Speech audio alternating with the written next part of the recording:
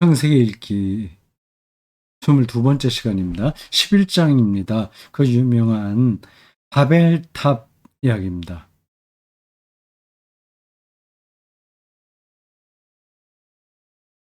1절부터 9절까지입니다.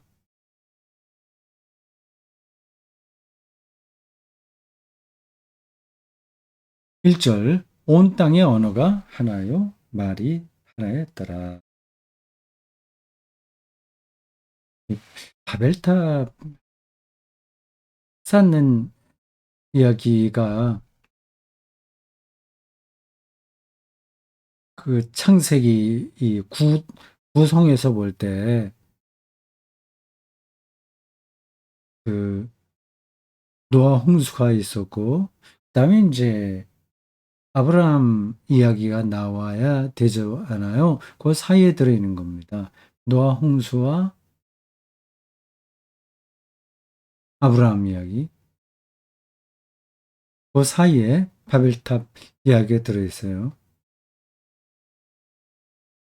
이 바벨탑 사건도 성서 기자는 좋지 않게 보는 거거든요. 기본 관점이에요. 그렇다면 노아 홍수 이전에 이 이야기가 들어가 있어도 좀 자연스럽습니다. 사람들이 아꼈다고 그랬잖아요. 그러니까 그 악에 대한 이제 도저히 이제 하나님께서 용납할 수 없을 정도로 악이 그 땅에 가득해서 홍수 심판이 내린 거 아니겠습니까? 그러니까 바벨탑도 그런 인간의 죄를 가리키거든요. 이 바벨탑이 어떤 면에서는 아담과 이브의 선악과 먹는 이야기하고 다 있습니다. 뭔가 자기들이 해보려고 하는 거거든요. 선악과 문제는 인간의 인식론적 한계를 넘어보자는 그 욕망에서 나온 거고, 이 바벨탑 사건은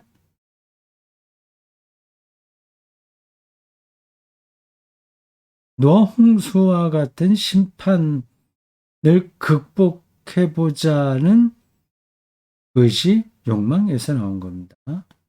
물론 이제 본문에서는 이 노아 홍수 사건 때문에 이 바벨탑을 세웠다고 하진 않아요. 흩어지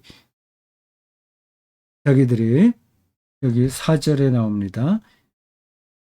탑을 꼭대기 하늘에 닿게 하여 우리 이름을 내고 온 지면에 흩어짐을 면하자 하였더니, 그러한 생각으로 바벨탑을 만든 거거든요. 그러니까 홍수와 같은 심판을 면해 보려는 생각이 저기에 담겨 있다고 볼 수는 있습니다. 이제 높은 데 올라가게 되면 홍수가 나더라도 죽진 않잖아요.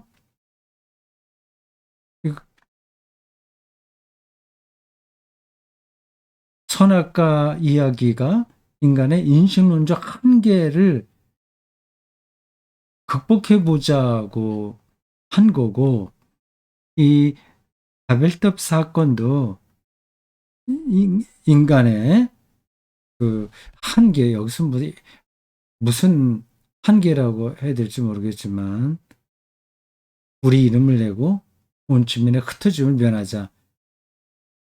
이 인간의 한계가 저기 담겨 있는 거잖아요. 그걸 넘어서려고 하는 겁니다.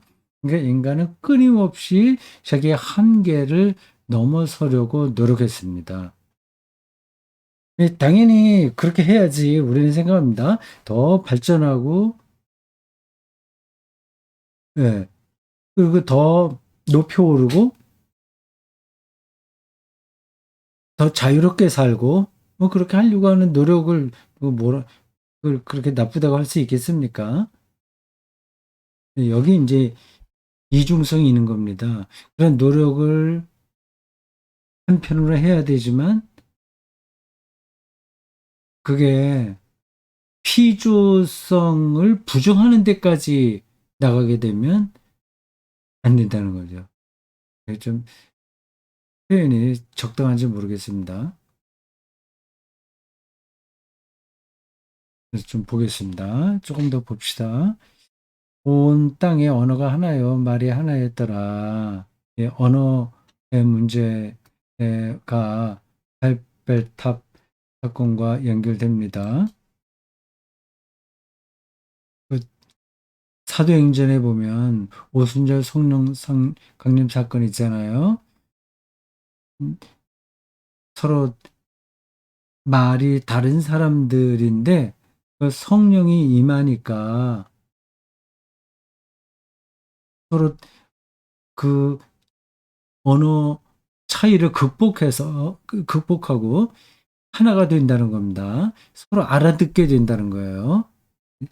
그 베드로가 설교하는 거를 여러 지역에서 온 디아스포라 유대인들과 그리고 이방인들이 다 알아들었다는 겁니다. 그러니까 이 바벨탑 사건과 오순절 성령 강림 사건은 아주 근원적으로는 다 있는 거예요. 근데 반대로 다 있는 거죠. 이 바벨탑의 사건에서는 언어가 원래 하나였었는데 인간의 필요성을 넘어서려고 하는 욕망이 너무 과대하게 나타남으로써 그 언어가 이제 다 이제 달라졌다고 한다면 보순절 성령 사건은 다른 언어들이 다시 하나가 됐다고 하는 겁니다. 언어가 문제죠. 좋은 뜻으로도 그렇고 네, 나쁜 뜻으로도 그렇습니다.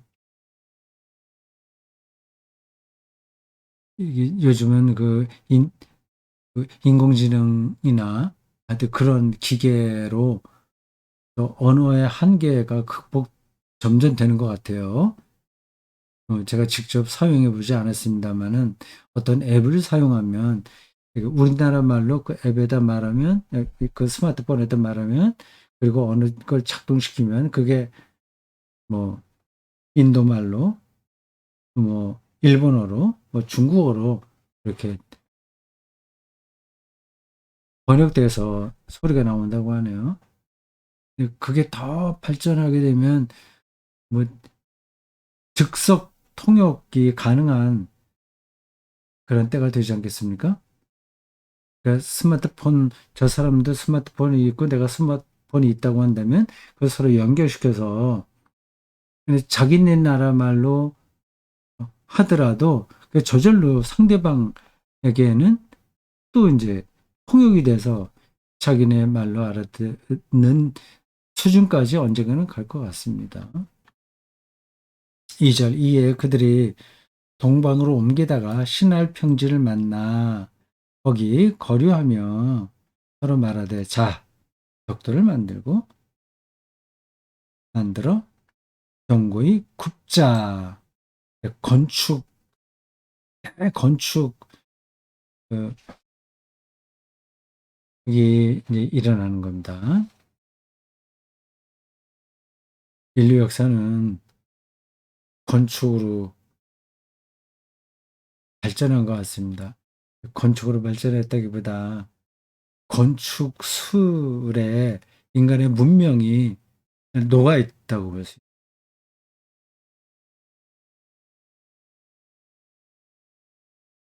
피라미드도 그렇고 만리장성도 그렇고 여러 고대 문명 발생지에는 어마어마한 건축물들이 있지 않습니까?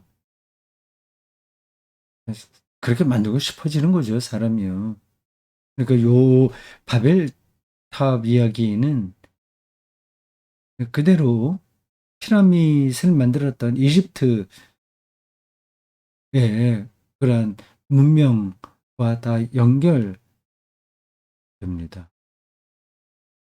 자꾸만 만들고 싶은 거예요. 높이 올라가고 싶은 거죠. 그게 현대에는 우주 여행까지 간다고 하는데, 과연 그게 맞는 건지 틀린 건지 분간하기 어렵습니다. 혹시 그러한 끝을 모르는 인간 문명의 발전이 결국은 그 문명을 파괴하는 계기가 될지도 모르죠. 벽돌을 만들어 경고에 굽자하고 이에 벽돌로 돌을 대신하여 역청으로 진흙을 대신하고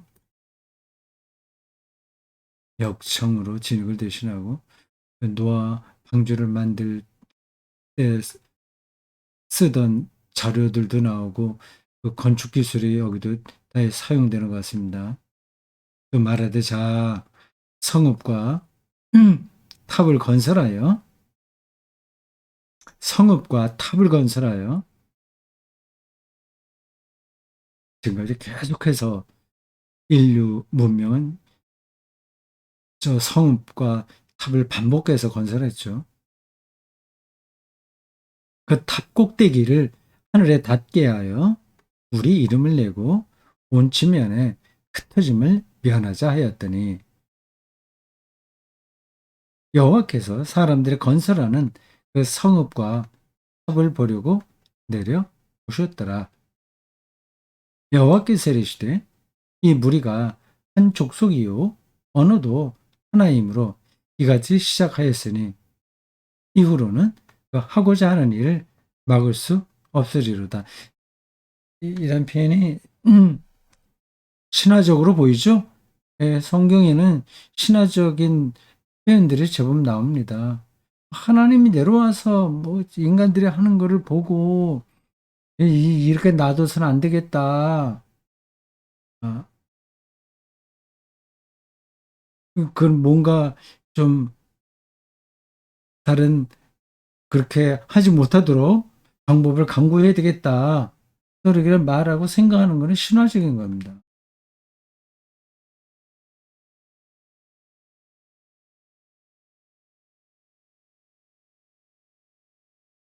언어도 하나이고 한 족속이고 언어도 하나이고 이후로는 그 하고자 하는 일을 막을 수가 없으리로다.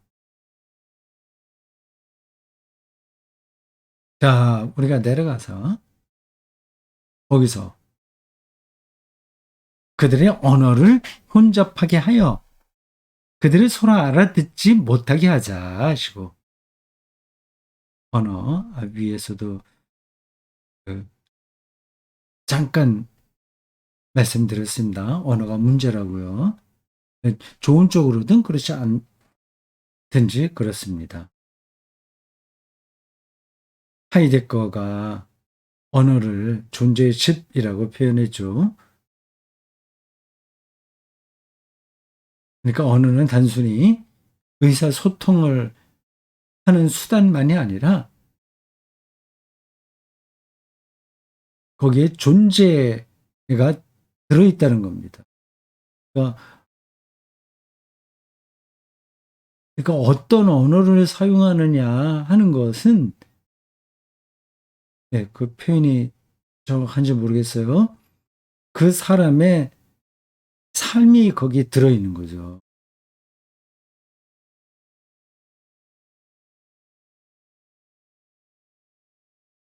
언어가 그러니까 그 어떤 철학자가 그렇게 얘기했는지 모르겠습니다. 어떤 사물이 먼저 있는 게 아니라 말이 먼저 있었다고요. 언어가 먼저 있었다. 이게 말이 좀 안 되죠. 근데 그 어느 철학자들은 그런 쪽으로 생각하는 겁니다.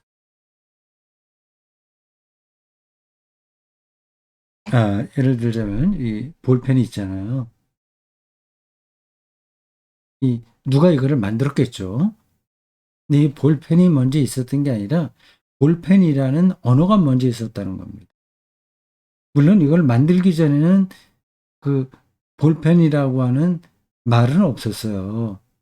이걸 만들고 이걸 누가 볼펜이라고 이름을 붙였겠죠. 근데 말은 나중에 붙였지만 원래 볼펜이라고 하는 말이 있었기 때문에 이 볼펜을 만들 수 있었다는 겁니다. 좀 이상하죠, 이런 표현이요.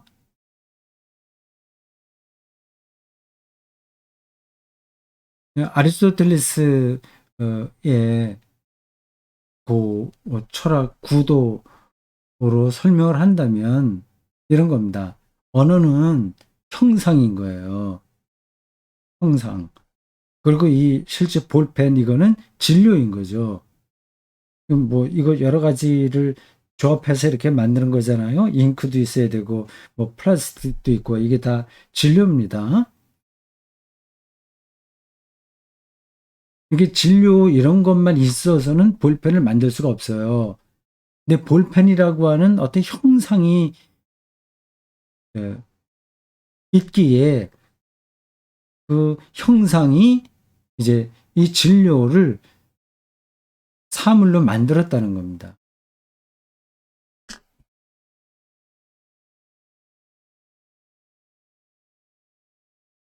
이게 언어가 단순히 의사소통하는 수준이 아니라 존재집이라는 하이데거의 표현은 일리가 있는 겁니다. 특히 기독교는 언어의 종교거든요. 태초에 로고스가 있었다고 얘기하지 않습니까? 말씀이 있었다고 말이죠. 그게 언어인 거예요. 불교도 불교 교리가 있죠. 언어가 있죠. 근데 거긴 이제 뭐 화두를 붙든다거나 뭐 그런 식으로도 가잖아요. 그- 그리고 기독교보다는 그 언어가 그들에게는 절대적으로 중요하지 않습니다. 어떤 깨달음이 중요한 거죠. 내가 그 불교와 기독교의 차이를 뭐 언어를 중심으로 해서 지금 설명할 준비는 되지 않았습니다. 하여튼 그 거칠게 표현해서 기독교 성서 종교는 언어 종교다. 언어 종교라고 하는 겁니다. 그- 그래서 태초에 하나님께서 세상을 창조할 때도 말씀으로 했다고 하지 않습니까? 그 철학적 그 사유의 근거에서 본다면 이 언어를 존재론적 근원으로 보는 겁니다. 언어가 원래 있었던 거예요. 그게 있었기에 다른 것들이 거기에 따라서 오는 겁니다. 하나님께서 그러니까 나무가 있었던 게 아니라 나무가 원래 있었던 게 아니라 나무라는 말이 있었던 거예요. 먼저 있었던 거예요. 그래서 거기 이제 나무가 나오게 된 거지. 이게 말장난처럼 들릴 수도 있어요. 방금 말씀드린 대로 성경은 하나님께서 말씀으로 세상을 창조했다고 하지 않습니까? 언어 존재론적인 관점인 거예요. 그리고 요한복음에도 그것도 또 짚은 얘기인데 태초에 말씀이 계시니라 이게 다 통하는 얘기입니다. 로고스 어, 그가 있었던 거죠.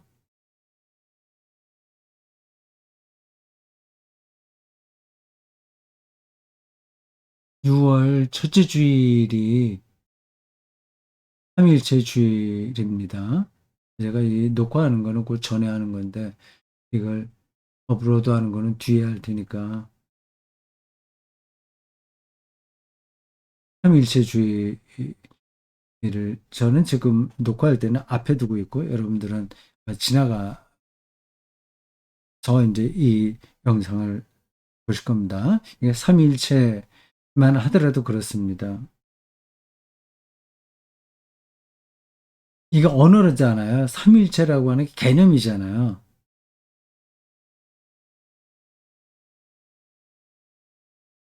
그 삼위일체라는 언어가 있어서 하나님을 더 정확하게 이해하게 되는 겁니다.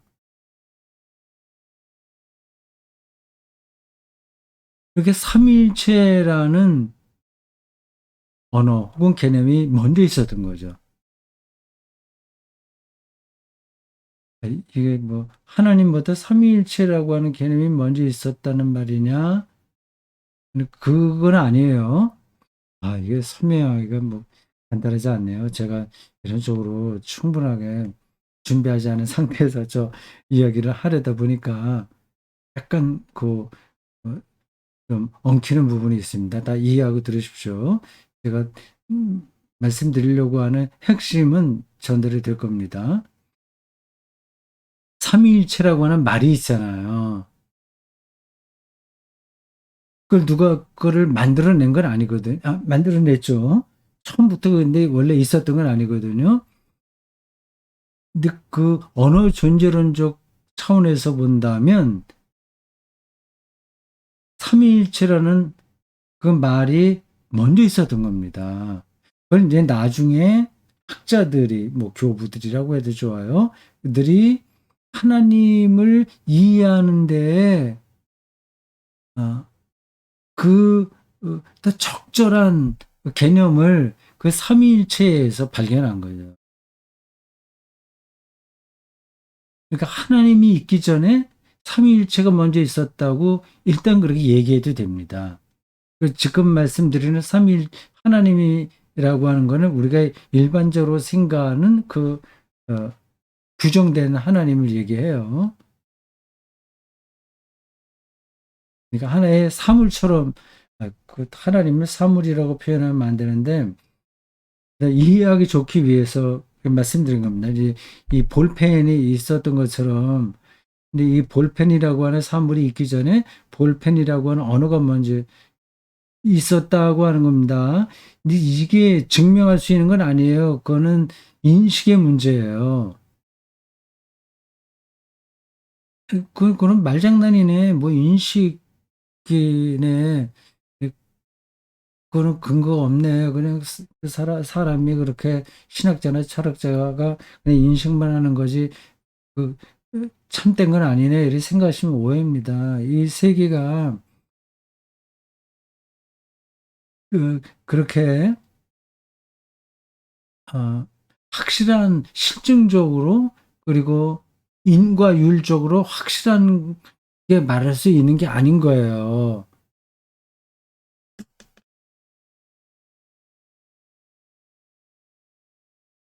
자, 여기까지만 해야 되겠네요.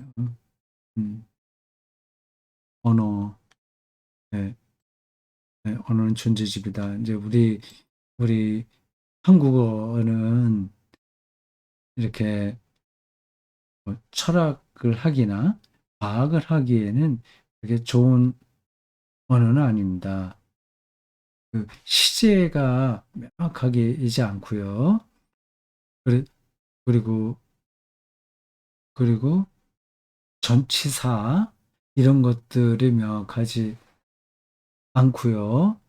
단어들이 어, 개념적이지가 않습니다. 그냥 나쁘다는 뜻으로 드리는 게 아니에요. 한자는 굉장히 개념적이에요. 그러니까 우리 순수하게 우리말만 써서 신학과 철학을 하기는 어렵습니다. 그러니까 순수 한자도 빼고 다 빼고 순전히 우리말로만 하기는 그렇죠. 힘들어요. 우리말의 특징이 따로 있습니다. 그러니까 우리 한민족은 뭐 과학적인 그런 철학적 사유 뭐 그런 식으로 세계를 이해하지 않았다는 거죠. 어떤 게 더 우월하다 아니다 그런 뜻으로 드리는 게 아니에요. 우리 말은 형용사가 많이 발전돼 있다고 하더라고요. 언어를 혼잡하게 하여 그들이 서로 알아듣지 못하게 하자 하시고 여호와께서 거기서 그들을 온 지면에 흩으셨으므로 그들이 그 도시를 건설하기를 쳤더라. 그러므로 그 이름을 바벨이라 하니 바벨론을 연상시키기도 하고요. 바벨론. 이 바벨이라고 하는 단어가 제가 참고하는 이 성경, 요 성경.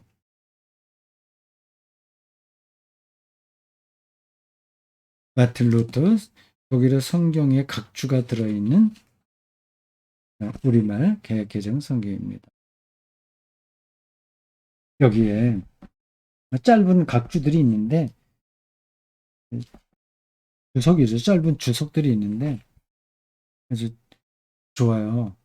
짧지만 아주 정확하게 중요한 걸 짚어줍니다. 여기에 바벨이라고 하는 이름을 이렇게 설명하고 있습니다.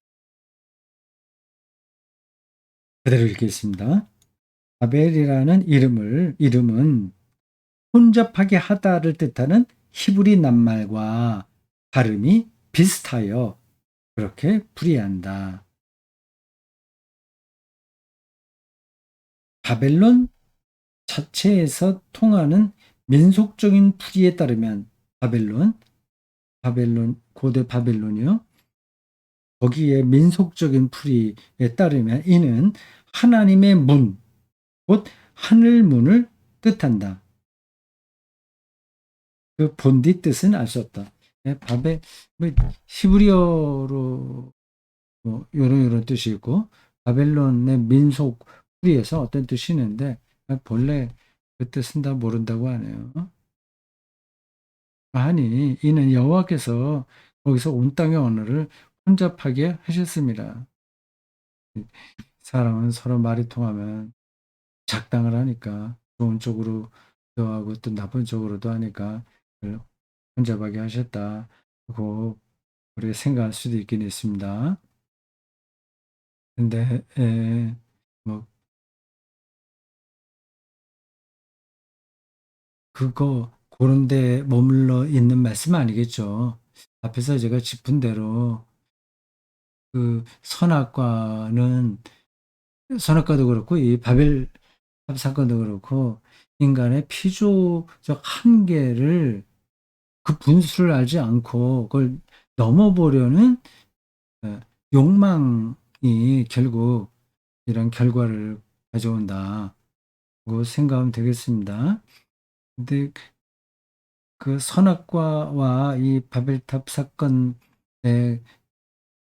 결과는 뭐 똑같진 않아요. 이 선악과 문제에서는 정말 그 아담과 이브의 운명이 완전히 달라진 거죠. 신라곤이 돼버린 거죠.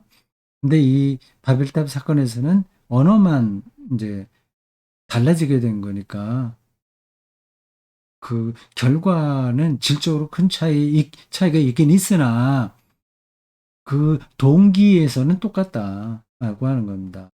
피조성을 자기가 어떤 방식으로 그 선악과에서는 그 유혹에 넘어가는 것이고 이 바벨탑 사건에서는 자기들의 노력으로 해보려고 하는 것이었는데 어쨌든 그 피조성을 넘어서려고 하는 인간의 욕망이 결국은 파탄을 불러왔다. 그 얘기입니다.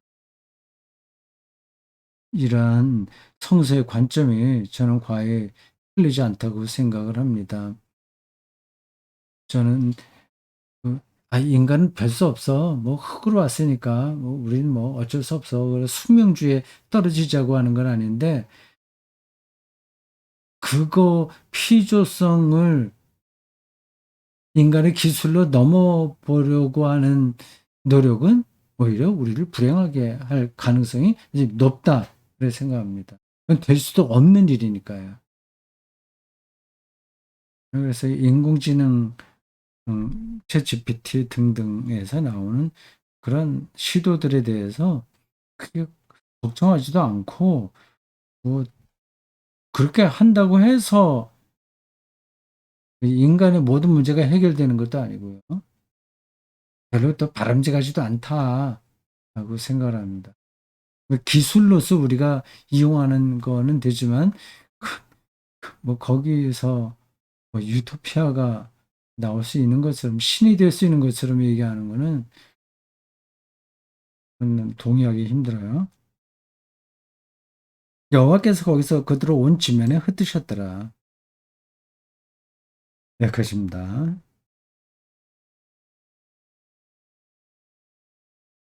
여러분 그 사진 보이시죠? 그 인터넷에 찾아보면 나오는 겁니다. 네, 피테르 브리혈의 바벨탑. 그것도 화가 네, 바로 브리셜이라고 하는 사람이 그린 바벨탑 그림인 것 같습니다. 어마어마하네요. 그림 참 잘 그렸습니다.